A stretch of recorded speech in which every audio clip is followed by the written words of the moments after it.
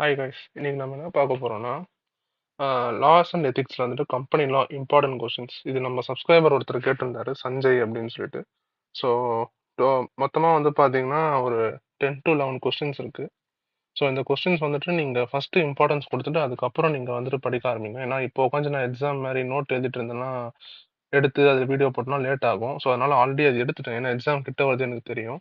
So அதனால வந்துட்டு என்னென்ன கொஸ்டின்ஸ் இம்பார்ட்டன்ட்டு, அது அந்த கொஸ்டின்ஸ்க்கு பக்கத்துலேயே வந்துட்டு உங்களுக்கு பேஜ் நம்பர் எல்லாம் வந்துடும். ஸோ அதுக்கேற்ற மாதிரி நீங்கள் ப்ரிப்பேர் பண்ணுங்க. ஸோ ஃபர்ஸ்ட் கொஸ்டின் வந்து பார்த்தீங்கன்னா, discuss the provision of companies act 2013 regarding disqualification of director. இது வந்து பேஜ் நம்பர் 403 இருக்கு. அதுக்கப்புறம் பார்த்தீங்கன்னா, discuss the provisions of companies act 2013 regarding issue of bonus shares. இது ரெண்டும் பக்கத்துல இருக்கும், 403 இருந்து 406 வரைக்கும். ஸோ இது நீங்கள் ஃபுல்லாக படிச்சீங்கன்னா இந்த 2 கொஸ்டின் அட்டன் பண்ணலாம். இது ரெண்டும் ரொம்ப இம்பார்ட்டன்ட். உங்களுக்கு சப்போஸ் சந்தேகம் வந்ததுன்னா நீங்கள் last 5 or 10 years question paper எடுங்க.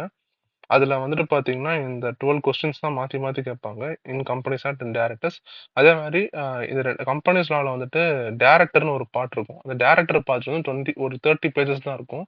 பட் அதுல இருந்து மினிமம் ஒரு கொஸ்டின்ஸ் வரும். மினிமம் ஒரு கொஸ்டின் வரும் வித் 9 மார்க் கொஸ்டினோட. இது இல்லாமல் 1 மார்க் அதெல்லாம் சேர்த்து ஒரு 10 to 15 மார்க்ஸ் வரும்.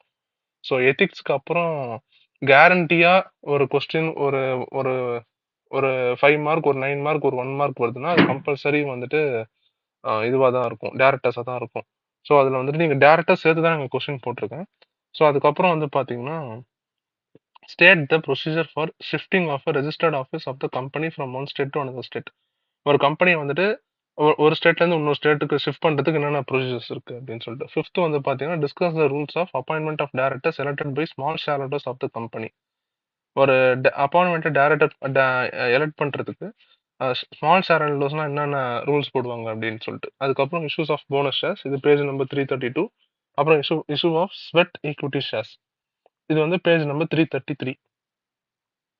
அதுக்கப்புறம் பார்த்தீங்கன்னா, conversion of private company into OPC. ஒரு பிரைவேட் கம்பெனிலேருந்து 1% கம்பெனியாக எப்படி கன்வெர்ட் பண்ணணும், என்னென்ன ப்ரொசீஜர் சொல்லிட்டு. அது பேஜ் நம்பர் பார்த்தீங்கன்னா 303.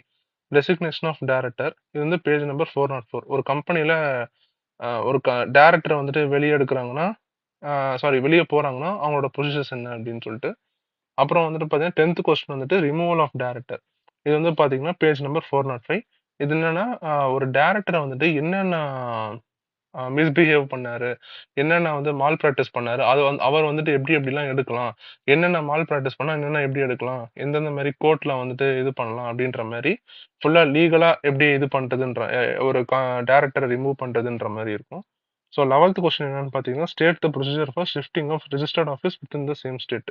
ஒரு ஆஃபீஸ் வந்துட்டு சேம் ஸ்டேட்டுக்குள்ள எப்படி ஷிஃப்ட் பண்றது. இப்போ ஃபார் எக்ஸாம்பிள் சென்னையிலேருந்து திருச்சிக்கு மூவ் பண்ணணும்னா எப்படி இது பண்ணணும் அப்படின்ற மாதிரி இதில் பார்த்துருப்போம். ஸோ ஃபர்ஸ்ட் வந்து என்ன பண்ணுங்கன்னா, இந்த 10 கொஸ்டின்ஸ் முடிஞ்சா அந்த ஸ்க்ரீன்ஷாட் எடுத்துக்கோங்க.